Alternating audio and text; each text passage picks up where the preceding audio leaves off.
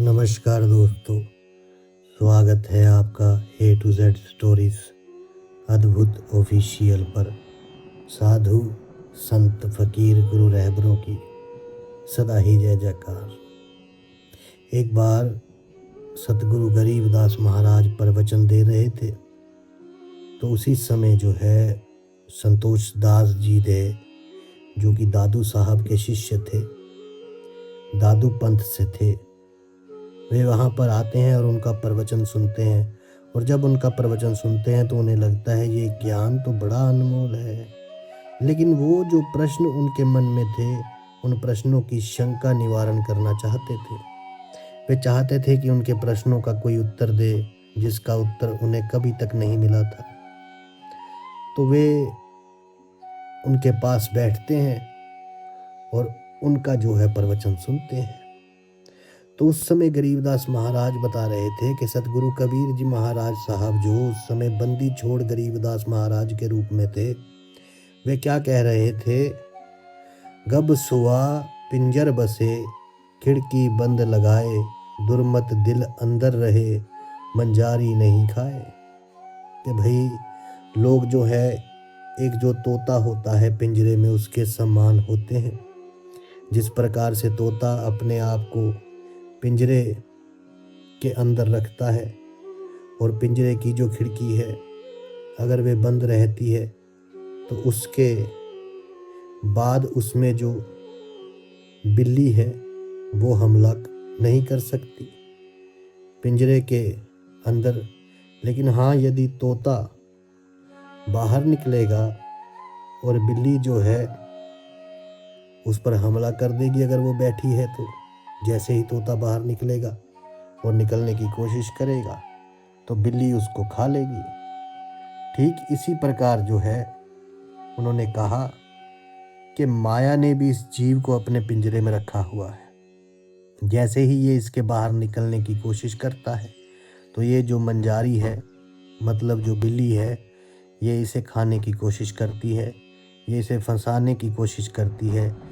इसलिए आपने देखा होगा बहुत से लोग जो हैं, जो प्रभु मार्ग पर चलते हैं, वो उनको कष्ट होता है, उनको दुख होता है, उनके जो है तकलीफ़ें बढ़ जाती हैं, क्योंकि काल और माया उनके पीछे पड़ जाते हैं। और यहाँ पर सतगुरु कबीर जी महाराज साहब भी ये देखते हैं कि आखिर इनके अंदर कितनी क्षमता है, तो इनके अंदर जो भक्ति है वो सच्ची है या फिर ये सिर्फ एक भक्ति का दिखावा कर रहे हैं। तो वो कहते हैं साहब कि दुर्मत दिल अंदर रहे, कि दुर्मति जब तक जीव के अंदर रहती है, मंजारी नहीं खाए, तब तक जो माया है वे माया उसे खाती नहीं है। क्यों? बोले वैसे ही फंसा हुआ है ये, तो वैसे ही माया के चक्कर में ये पड़ा हुआ है। माया उसकी तरफ ध्यान नहीं देती। तो कब देती है ध्यान? जब वो उस दुर्मत को, अपनी दुर्बुद्धि को, कुबुद्धि को जब अपने दिल से निकालने की कोशिश करता है तब। तो साहब क्या कहते हैं, गब मार्ग बंक पिछाण ले, उड़न गन दे छाड़, सूरत शब्द के संग है दुर्मत दिल से काढ़। कि देखिए, यदि आप वास्तव में अगर आप बचना चाहते हो इस काल से, इस माया से, तो मार्ग बंक पिछाण लो। यानी बंक अर्थात बंक नाल, यहाँ पर आपकी जो रीढ़ की हड्डी के साथ साथ जो सुषुम्ना नाड़ी आती है, और जब 72,000 नाड़ियाँ आपके शरीर के अंदर है, वो उस बंक नाल के साथ ही है। तो यहाँ पर साहब कहते हैं कबीर जी महाराज सतगुरु साहब कि उस बंक नाल को पहचान लो, वही मार्ग है। मतलब जो आपके चक्र हैं ये सभी शुद्ध होंगे। उड़न गड़न दे छाड़, और इधर उधर भागना दौड़ना छोड़ दो। जैसे तोता फड़फड़ाता है ना पिंजरे के अंदर, बाहर बिल्ली बैठी है, वो सोचता है कि मैं किसी तरह यहाँ से भाग लूँ, लेकिन बिल्ली तो ताक में बैठी है, ये बाहर निकले और मैं झपट्टा मारूं। तो यहाँ पर महाराज कहते हैं, तू शांत हो जा, छटपटा मत। तो क्या करे? बोले रास्ता देख कि किस रास्ते से तू जा सकता है। बिल्ली आगे बैठी है तो पीछे के रास्ते से निकल, ऐसे रास्ते से निकल जहाँ से तू निकल सकता है, लेकिन बिल्ली अंदर ना घुस पाए। तो यहाँ पर कबीर जी सतगुरु महाराज कहते हैं, वे बांका मार्ग है, वे बंक मार्ग है, बंक नाल का उसे पहचानो। और फिर क्या है? मतलब अपनी सूरत जो है उस सूरत को शब्द के साथ एक करो। अगर आपने ऐसा किया तो दुर्मत दिल से काट दो। तुम्हारे हृदय से जो दुर्मत है, जो अविश्वास है, जो अश्रद्धा है, उसे अपने दिल से निकाल दो। तो तुम जो शब्द है उस शब्द के साथ एक हो जाओगे और यहाँ से तुम्हारी मुक्ति हो सकती है। तो जब यहाँ पर साहब ये सारी बात बता रहे थे तो जो संतोष दास जी थे उनके हृदय में बड़ा आनंद उमड़ा। उन्होंने फिर गरीबदास जी महाराज से पूछा, जो कि सतगुरु कबीर जी महाराज साहब के ही रूप से आए हैं, तो उनसे पूछा कि साहब इस दास की शंका का निवारण कीजिए। आपका ज्ञान अमृत है। आपके इस ज्ञान की वाणी को जो आप कह रहे हैं ये सामने वाले के हृदय में उतर जाती है और उसके ज्ञान चक्षु खोल देती है। मेरी कुछ शंकाएं हैं, क्या उनका निवारण आप करेंगे? तो वो कहते बिल्कुल किया जाएगा। आप बताओ क्या शंकाएं हैं आपकी। तब संतोष दास जी ने उनसे प्रश्न करते हैं और प्रश्न पूछा जाता है काल के बारे में, कि जिस काल और जिस माया की बात आप कर रहे हैं, बताइए कौन है? कौन कमल में काल है, कौन कमल में राम, कौन कमल में जीव है, कौन कमल विश्राम। तो क्या कहते हैं कि हे साहब बताइए कि किस कमल में काल रहता है, क्योंकि हमारे शरीर में तो 7 कमल हैं, यानी वो 7 चक्रों की बात कर रहे हैं। तो इन 7 में से वे काल कहाँ रहता है और वे राम कहाँ रहता है? और जो ये जीव है, जो जीवात्मा है, इसका स्थान कहाँ पर है और कहाँ पर ये जीवात्मा विश्राम कर रहा है? हमारी जो चेतना है वो कहाँ विश्राम कर रही है, ज़रा बताइए। तो अब यहाँ पर जो है साहब कहते हैं ग्रंथ कमल में राम है। क्या कहा? राम नहीं, कंठ कमल में काल है।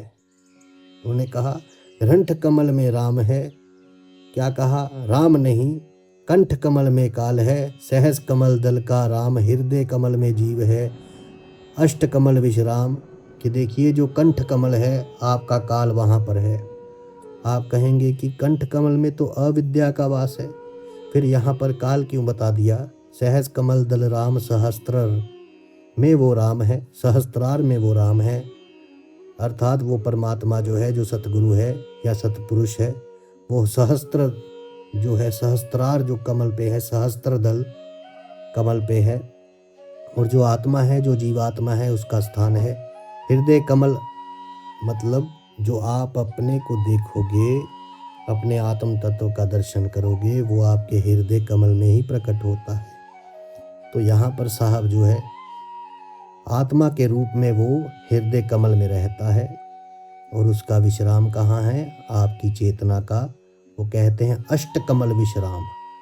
तो क्या कहते हैं सतगुरु कबीर जी महाराज साहब कि यहाँ पर जब कहते हैं कि कंठ कमल में काल, अर्थात जो कंठ कमल है आपका, इसके बाद काल शुरू हो जाता है। क्योंकि जो अध्या है, जो अविद्या कहिए या माया कहिए, अध्या कहिए, अविद्या कहिए या माया कहिए, वे भी काल की ही साथी तो है। काल काल की पत्नी है, इसलिए कंठ कमल को भी काल कहा गया है। तो काल इसके ऊपर नहीं जाने देता, कभी जो है नहीं जाने देता। महिषासुर जो था, जो ब्रह्मा विष्णु महेश तीनों से ऊपर निकल गया, उसका संहार किसने किया? काली ने किया। इससे ऊपर नहीं जाने दिया जाता किसी को। और कहते हैं कि जो सहस्त्रार तक पहुंच जाता है वे उस राम को जान लेता है। सहस कमल दल राम, हृदय कमल में जीव है, कश अष्ट कमल विश्राम। हृदय कमल में ये आत्मा है जो जीव कहा गया। जीव किसके कारण? जिसके कारण जीवन है, जो सोहम है उसकी बात हो रही है।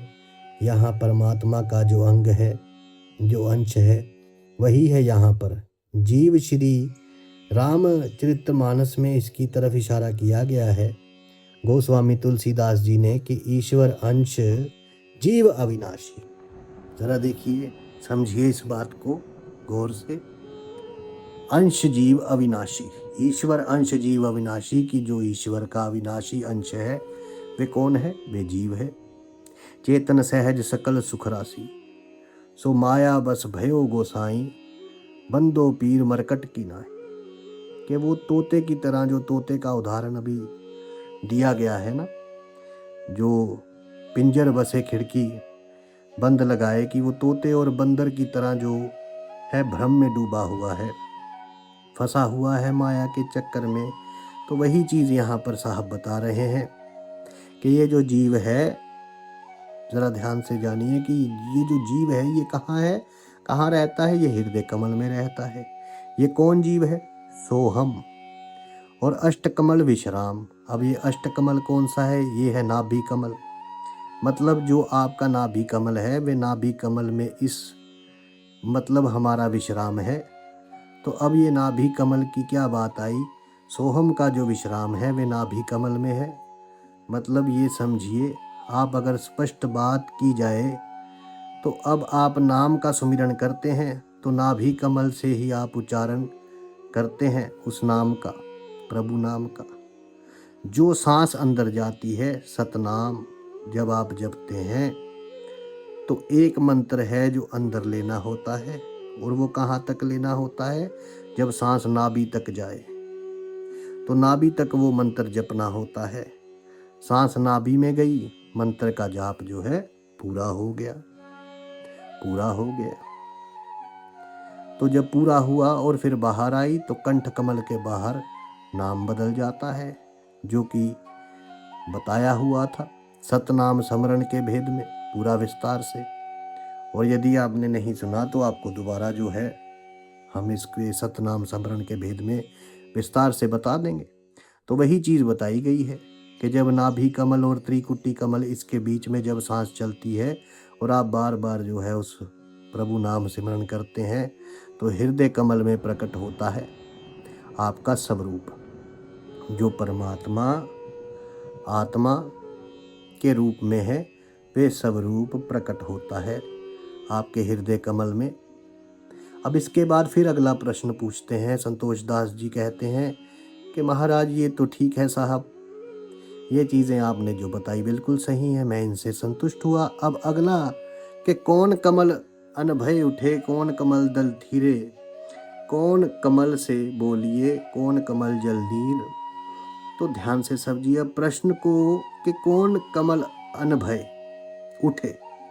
अनुभय का मतलब है अनुभव, कि अनुभव किस कमल से उठता है, कौन कमल दल धीर है, और ये अनुभव कहाँ जाकर स्थिर होता है। फिर एक होती है किसी भी चीज़ की शुरुआत, मतलब जब आप शुरुआत करते हैं अपने अनुभव की किसी चीज़ से तो करते हैं। तो इस संसार की यात्रा जब शुरू की आपने तो किससे की? माता के गर्भ से बाहर आने से। जब आप भोजन की शुरुआत करते हैं तो कहाँ से करते हैं?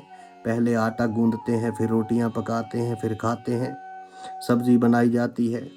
तो उस पकाने से पहले भी खेतों में था अनाज, तो खेत में उगाने से शुरू होता है, तब अंत में जाकर आपके पेट में जाकर वो भोजन वहाँ पर यात्रा उसकी पूर्ण होती है, समाप्त होती है। तो वही जो है यहाँ पर सवाल पूछते हैं संतोष दास जो हैं, वे सवाल पूछते हैं कि महाराज कि ये अनुभव पैदा कहाँ होता है और कहाँ पर जाकर ये स्थिर हो जाता है, और जो बोल रहा है वो बोलने वाला अनुभव कौन बोल रहा है, और कहाँ पर है, कहाँ से बोला जाता है, और कहाँ पर आपका किस कमल में जल अर्थात मतलब कि नीर वो जमा होता है इस शरीर में कहाँ से आता है। आंसू आ जाते हैं, कहाँ से आते हैं।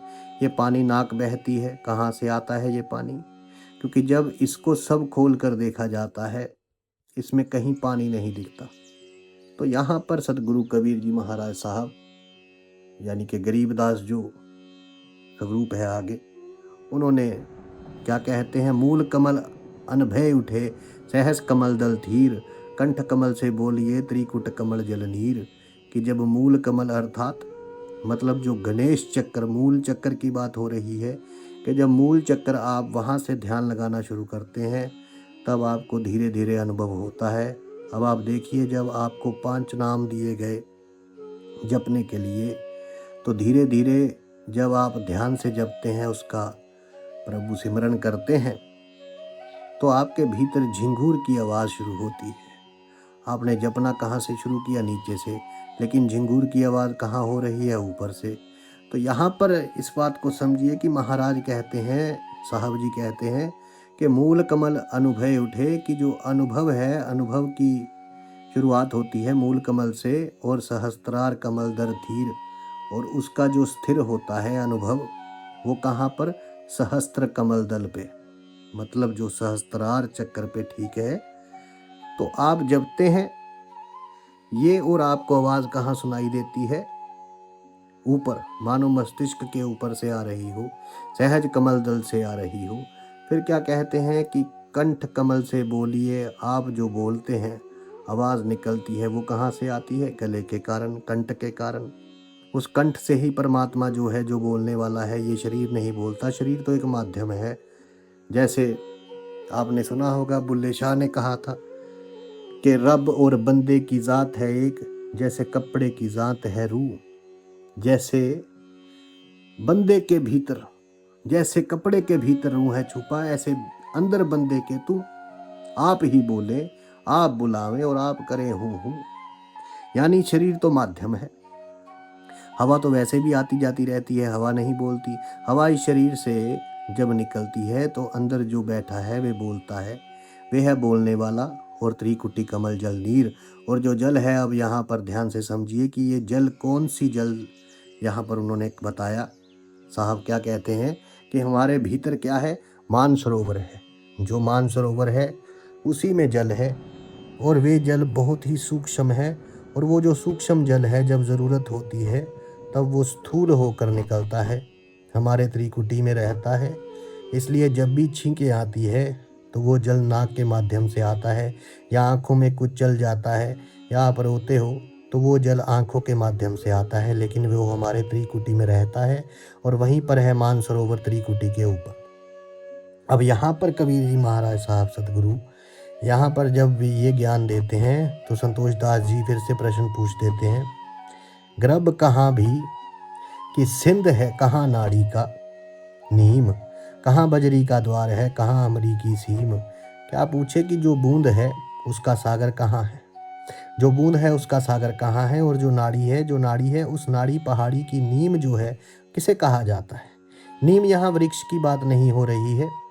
कुछ लोग कहते हैं नीम का जो है वृक्ष, तो नीम वृक्ष की बात नहीं यहाँ हो रही। नीम यहाँ बात हो रही है, जैसे मकान की नींव डालते हैं ना, मकान जब बनाते हैं पहले नींव भरते हैं, उसकी नींव रखते हैं। नींव जितनी जो है मजबूत होगी, मकान जो है उतना ही मजबूत होगा, सशक्त होगा। तो यहाँ पर उन्होंने पूछा संतोष दास जी कि फिर जो नाड़ी है हमारी जो नाड़ियाँ हैं ना, 72,000 नाड़ियाँ, बोले इनकी जड़ कहाँ पर है? जड़ मतलब इनका बेस जो है, इनका मूल आधार कहाँ पर है? जैसे हमारे मकान का नींव होती है, इसी तरह इन नाड़ी की नींव कहाँ है? कहाँ वज्री का द्वार है, यानी वज्र द्वार कहाँ वहाँ पर है? वो द्वार जो बड़ी कठोरता से खोला जाता है। और कहाँ अमरी की सीम, और उस अमरी की सीम कहाँ है? सीमा कहाँ है? जो अमर है उसकी सीमा कहाँ है? तो क्या कहा यहाँ पर? साहब जी कहते हैं कि त्रिकुटी बिंद की सिंध है, नाभ नाड़ी का नीम, गूदा कमल बजरी कही, मूल ही अमरी सीम। कि भाई जरा ध्यान से सुनो, कि जो इसे समझिएगा कि जो त्रिकुटी है वो त्रिकुटी ही तुम्हारी इस बूंद का, कौन सी बूंद की बात हो रही है यहाँ पे? बोले उस बूंद का सागर कहाँ है? त्रिकुटी में कौन सा है? वे मानसरोवर, जिसकी अभी चर्चा हुई थी कि वहीं से ही सूक्ष्म रूप में वो जल है। अब यही जल जो योगी होते हैं वे पीते हैं। जिसे कहते हैं अमृत झड़ रहा है, जिसे जो है खेचरी मुद्रा कह देते हैं। वो खेचरी मुद्रा जो है आप अपनी जीभ के पीछे तालू पर लगाइए ऊपर को करके, तो थोड़ी देर के बाद वहाँ से आपको लगेगा मानो ऊपर से रस आ रहा है। इसे ही खेचरी मुद्रा में जो वो रस पीते हैं, इसी को कहते हैं। आप अनुभव करके देखिएगा। आप जो है यहाँ इसे, जो वैज्ञानिक है इसे स्विच बटन भी कह देते हैं, कि आप जीवा ऊपर लगा के रखिए तो स्विच जो है ऑन हो जाएगा। तो आप लगा के रखिए और थोड़ी देर के बाद उसमें से एक आपको ऐसा लगेगा जैसे रस आ रहा है, तो लार सी आनी शुरू हो जाएगी। तो यहाँ पर साहब महाराज ने क्या कहा है कि वे त्रिकुटी जो है, उस त्रिकुटी में ही वो सागर है इस बूंद का। कौन सी बूंद का? ये वे बूंद है जो ऊपर से लेकर नीचे तक जाती है और इस संसार की उत्पत्ति का कारण बनती है। वो बूंद ऊपर से नीचे तक जाती है। फिर क्या कहा कि नाभि नाड़ी नीम की, जो आपकी नाभि है ना, यही वास्तव में सारी चीज़ों का आधार है। नाभि जो नाड़ी है यही आधार है पूरे शरीर का, क्योंकि जो भी आप खाते हैं वे कहाँ जाएगा? आपके पेट में। आपके पेट में ही वो जो नाभि है वहीं से सबका पोषण होता है। इसलिए नाभि चक्र में विष्णु का स्थान माना जाता है, क्योंकि विष्णु जी पालन करता है। जब बालक जुड़ा रहता है अपनी माता से गर्भ में, तो इस नाभि के माध्यम से ही जुड़ा रहता है। और नाल जो है के माध्यम से है, तो ये नाभि ही पोषण करती है। तो जो नींव है, जो बेस है, वो नींव कहाँ है? वो मूल नाड़ी का कहाँ है? नाभि में।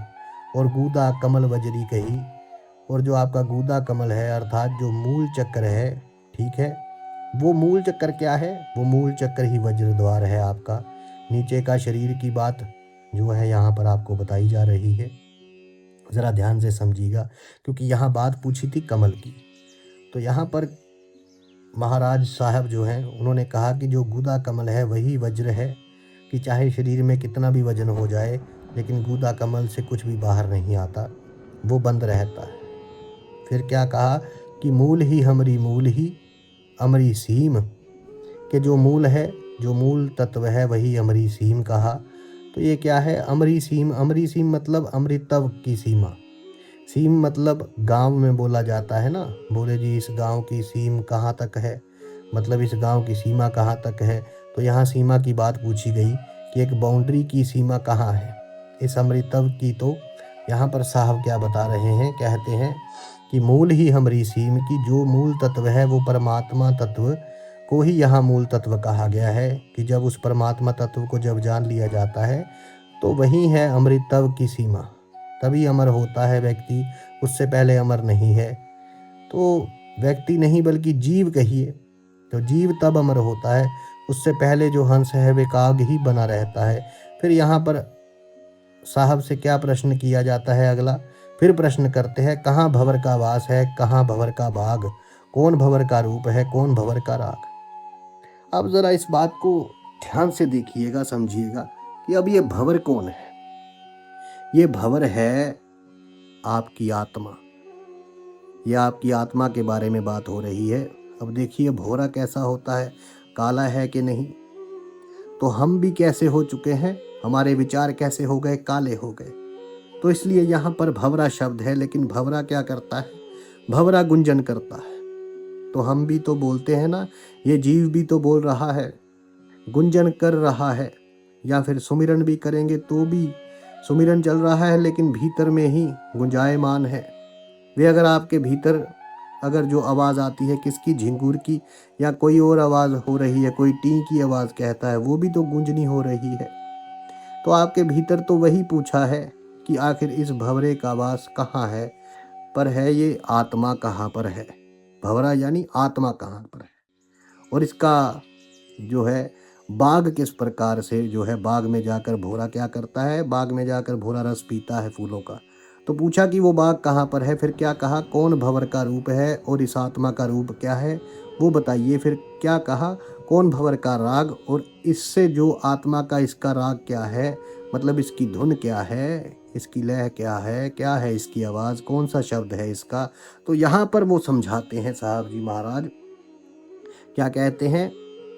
गव हृदय भंवर का वास है, सहज कमल दल बाग, उजल हिरंबर रूप है, अनहद अवगत राग। मतलब ये आत्मा रूपी भंवर है, ये हृदय में विश्वास जो है निवास करता है। इसका वास कहाँ पर है? हृदय में, दिल में। और उसके बाद क्या कहा कि उजल हिरंबर रूप है, अनहद अवगत राग। अब जरा इस बात को समझिएगा ध्यान से, कि अगर आप इसको समझेंगे, उजल माने प्रकाशमान, सफेद प्रकाश होता है ना, और हिरंबर क्या होता है? हिरंबर होता है सोना, कि सोने की तरह शुद्ध कुंदन, जो सोने की तरह अच्छा, सोने का रंग कैसा है? पीला चमकदार। तो क्या कहा? उजल हिरंबर रूप है, कि वो सोने की तरह चमकदार है, यानी कि हल्का पीला रंग बता रहे हैं यहाँ पर महाराज साहब। तो उजल हिरंबर। तो अच्छा अब ये देखिए कि यहाँ पर हल्का पीला रंग क्यों बताया गया? तो यहाँ पर जब सुमिरन करते हैं भीतर की तरफ, और नाभि कमल में जब आप पहुंचते हैं, सुमिरन करते हैं, तो वहां पर प्रकाश कैसा है? सफेद, श्वेत। और जब आप नाम को, जब सांस को बाहर छोड़ते हैं और कंठ कमल से आगे जब श्वास जाता है, तो प्रकाश कैसा बताया है? जद पीले रंग का। तो ऊपर से पीले रंग का प्रकाश है, और नीचे नाभि कमल में सफेद रंग का तेज प्रकाश है। तो बीच में आत्मा में ये क्या है, आत्मा का रंग हुआ, रूह का रंग हुआ। जो प्रकाश है वो कैसा है, उजल हीरंबर की तेज प्रकाश है, सफ़ेद और पीला दोनों मिले हुए हैं, सोने जैसे शुद्ध सोने जैसा प्रकाश है इसका। तो ये आत्मा का प्रकाश बताया गया है। किस प्रकार का रूप है, यहाँ पर कोई आकार नहीं बताया गया है। तो क्या कहते हैं, आत्मा का आकार है ना, यहाँ पर वो साहब जी महाराज ने रूप बताया है प्रकाश रूपी नूर रूपी, तो उसका कोई आकार नहीं बताया है। तो यहाँ पर आप इस भेद को समझेंगे कि यहाँ पे कोई आकार नहीं है। आगे साहब महाराज और इसका पूरा खोल देंगे भेद को। क्या कहते हैं, अनहद अवगत राग की आत्मा का जो शब्द है वे क्या है, पहली चीज़ अनहद है, उसका कोई हद नहीं है, तभी तो उसको अनहद कहा गया। उसकी कोई हद नहीं है, वे लगातार चलता है। दूसरा कहते हैं कैसा है वे शब्द अवगत राग, मतलब उसकी गति नहीं जानी जा सकती, कि जैसे परमात्मा की आवाज़ है, परमात्मा का शब्द है, वही शब्द स्वरूपी ही ये आत्मा भी है।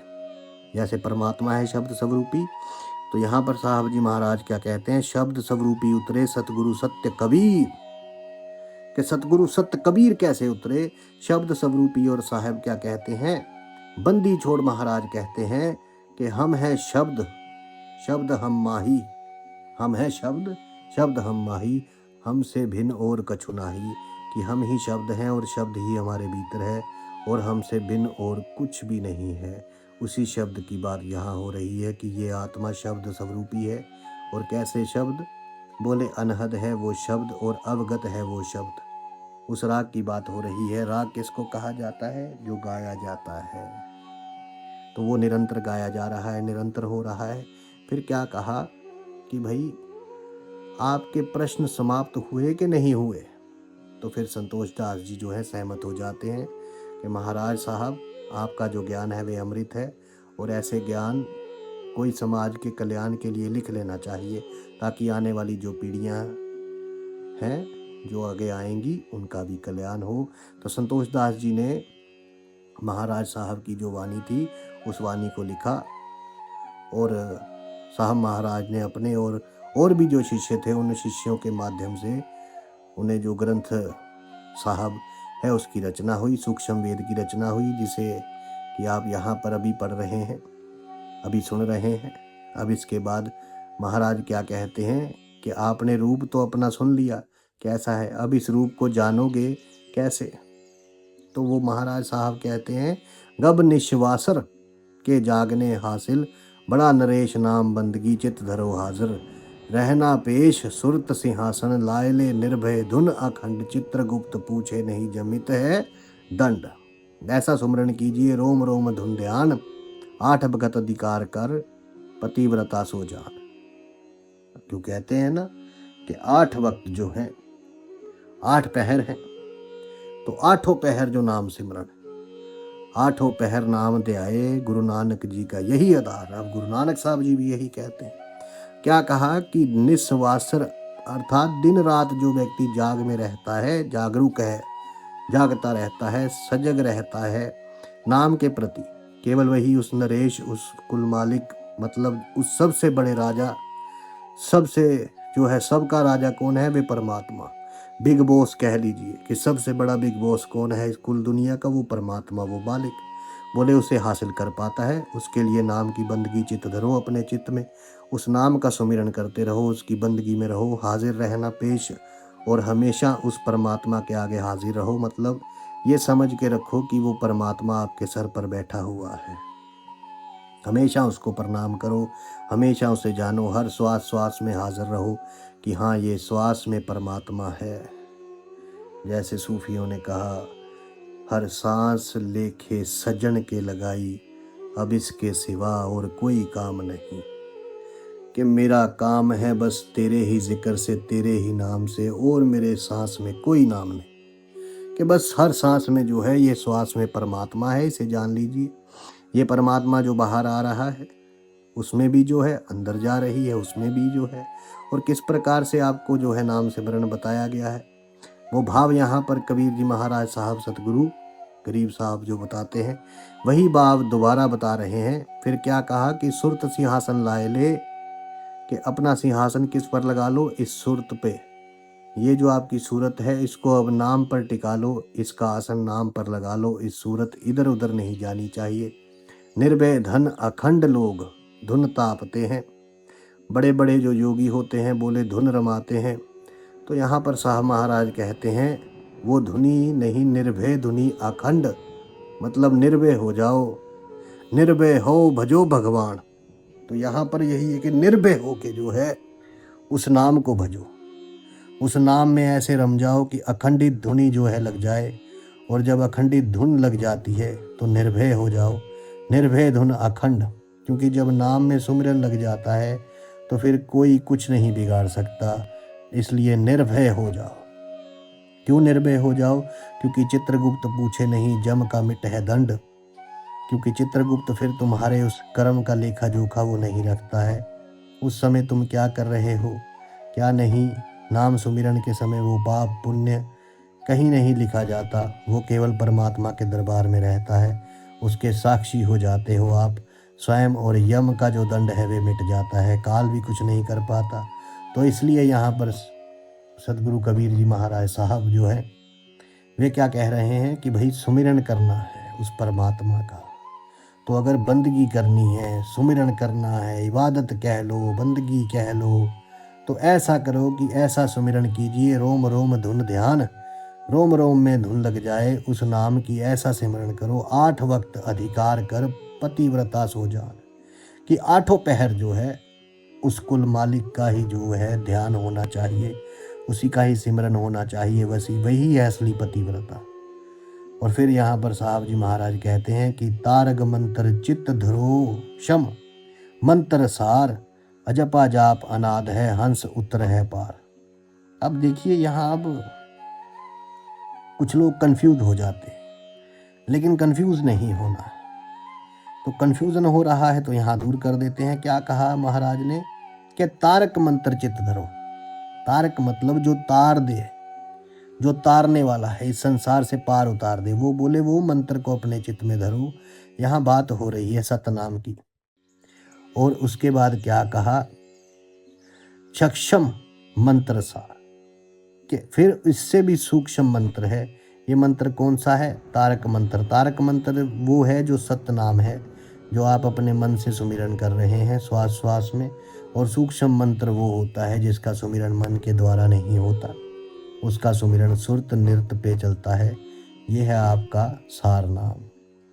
जब आप इसको पूरा कर लेंगे, सत्य नाम का सुमिरन सिद्ध कर लेंगे, फिर ये सत्य नाम और सार नाम जो है आपको मिलेगा।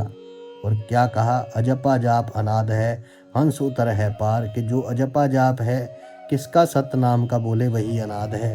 अब यहाँ पर लोग कहते हैं कि नहीं जी ये तो अनाथी नाम, अनाधीन राम की बात हो रही या फिर किसी और नाम की बात हो रही है।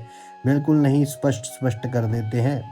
यहाँ पर महाराज जो हैं, साहब जो हैं का इस तरफ कोई इशारा नहीं है, कोई इशारा नहीं है और कोई नाम नहीं। उन्होंने बिल्कुल स्पष्ट कहा, राम नाम जप कर थिर हुई ओम सोम मंत्र दो ही। बस ये 2 ही मंत्र है और कोई मंत्र ही नहीं है। वो मंत्र आपको जो है सतनाम आपको मिल चुका है, जिसने लिया है उसी के द्वारा ही आपको सिमरन करना है, वही उसी का अजपा सुमिरन होगा। और अजपा के साथ चलता है ये सार नाम। लोगों को पता ही नहीं है कि सार नाम है क्या। बोलते हैं हमें सार नाम पता है, सार नाम ऐसे जपा जाएगा। कोई कुछ बोलता है, कोई कहता है कबीर सागर में ये है, कोई कहता है देखो जी वाणी में ये है, लेकिन कुछ राज जो होते हैं वो राज ही रहने चाहिए जब तक गुरु का उद्देश्य जो है आदेश ना मिले। तो जिसका सिद्ध हो रहा है, जो सतनाम है, केवल उसे बताते हैं वो लोग।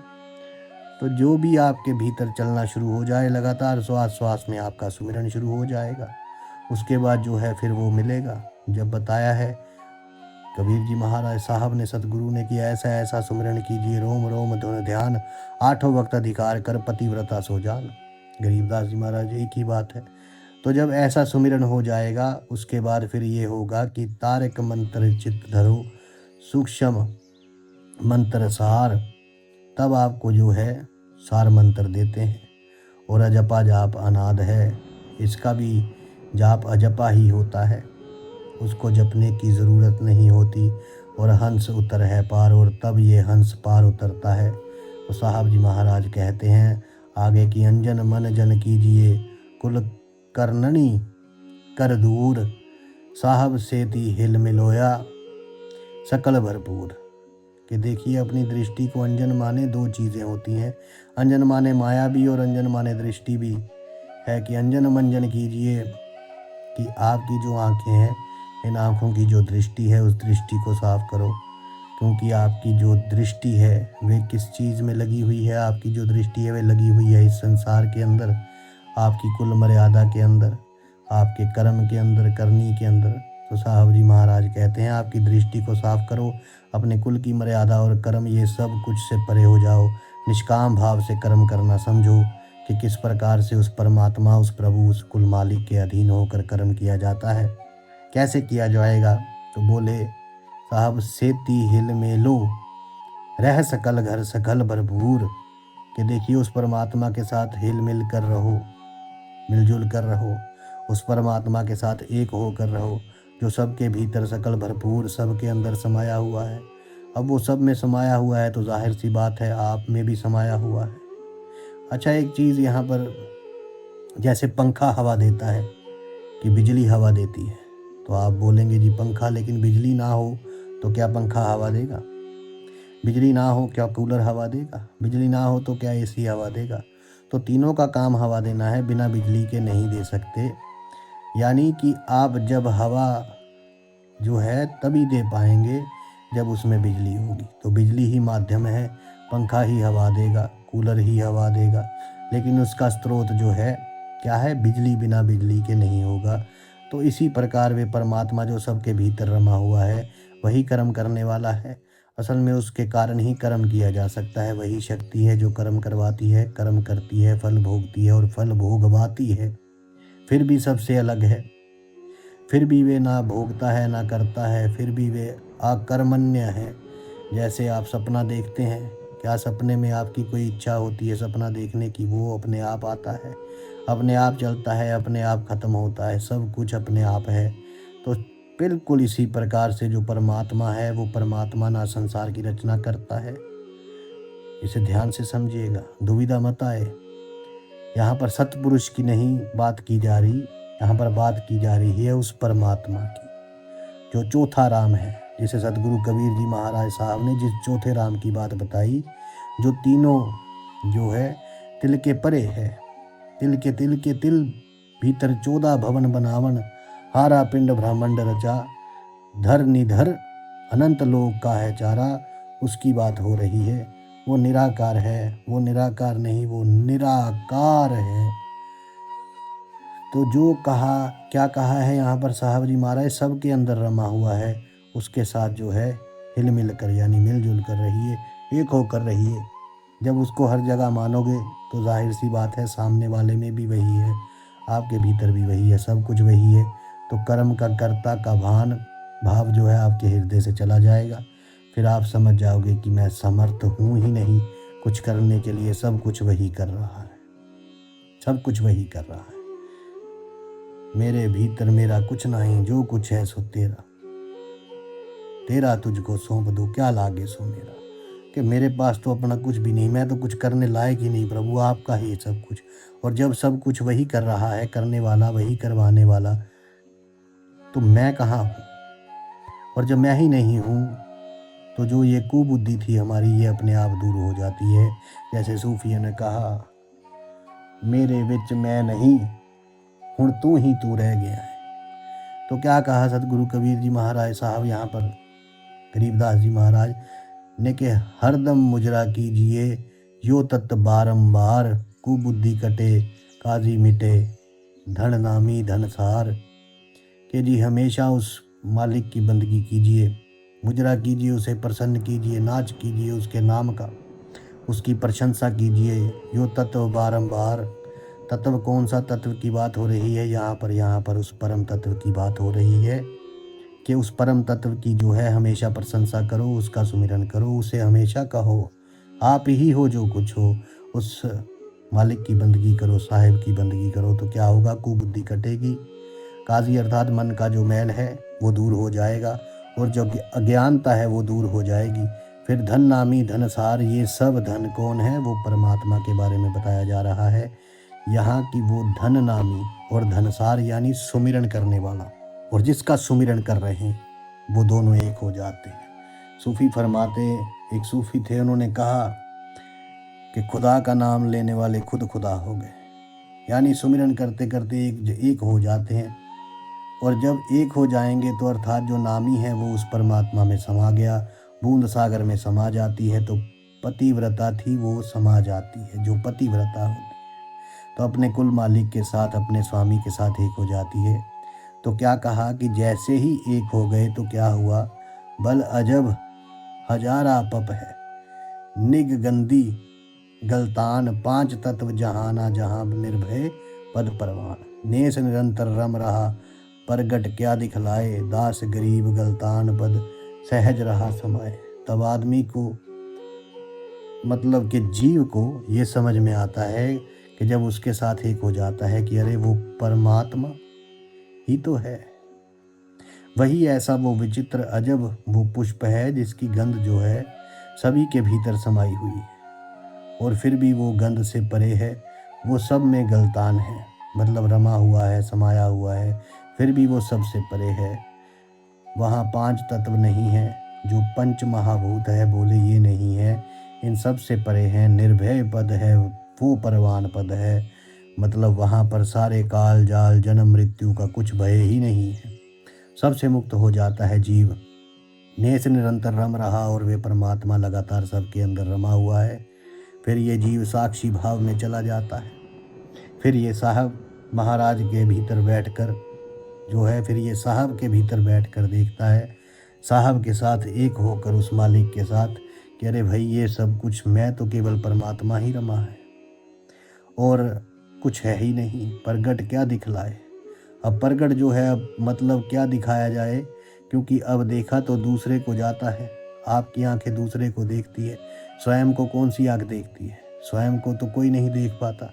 मैं हूँ, मैं अपने आप को क्या देखूँगा, मैं दूसरे को देखूँगा। तो यहाँ पर यही वो महाराज बता रहे हैं, साहब जी कहते हैं कि भाई दूसरे को अब क्या देखना, एक चंगा तू लग दे, दूजा भी तू ही माइया, क्योंकि है एक तो दूसरा कोई होगा तभी तो दिखेगा।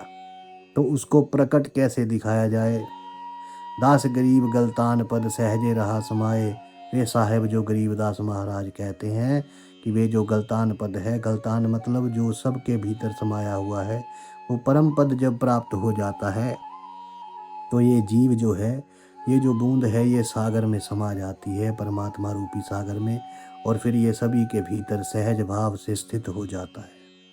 यानी कि आप स्वयं ही बूंद से समुंदर हो जाते हो, कतरा मिला समुंदर से समुंदर हो गया, और फिर कोई बात नहीं बता सकता कि आप कहाँ हो। आप स्वयं को ही नहीं जान पाओगे, आप सिर्फ सागर को ही जानोगे। हर तरफ वो सागर ही सागर होगा। फिर जहाँ भी होगे आप सबके भीतर स्वयं को ही देखोगे, आपके अलावा कुछ दिखेगा ही नहीं आपको। जैसे कहा, मैं जिधर भी देखूं बस तुझे ही देखूं, तेरे सिवा कुछ और नज़र ना आए। तो आपके अलावा कुछ दिखेगा ही नहीं। तो ये साहब जो हैं महाराज का, यहाँ पर साहब जी का आपको सब कुछ भाव जो बताया, और यहाँ पर जितने प्रश्न थे, सवाल थे संतोष दास जी के, वो सारी बातें यहाँ पर जो है आपसे आज वार्तालाप हुई है। और आगे भी जो है महाराज साहब जी जो है कहते हैं कि परिचय उस परमात्मा का प्राप्त करो। अब जब उसके भीतर पहुँच ही गए हैं परमात्मा में, तो अब उसका परिचय बताया जाएगा कि उस मालिक का, उस साहब का परिचय कैसा है। तो उसके लिए जो है आगे आपके साथ जो है ये सफ़र जारी रहेगा। तो परमात्मा का सुमिरन करते लीजिए, और मालिक जो है आपका कल्याण करे। साधु संत फकीर गुरु रहबरों की सदा ही जय जयकार। आप सबके भीतर बसे उस परमात्मा को मेरा प्रणाम स्वीकार कीजिए। धन्यवाद।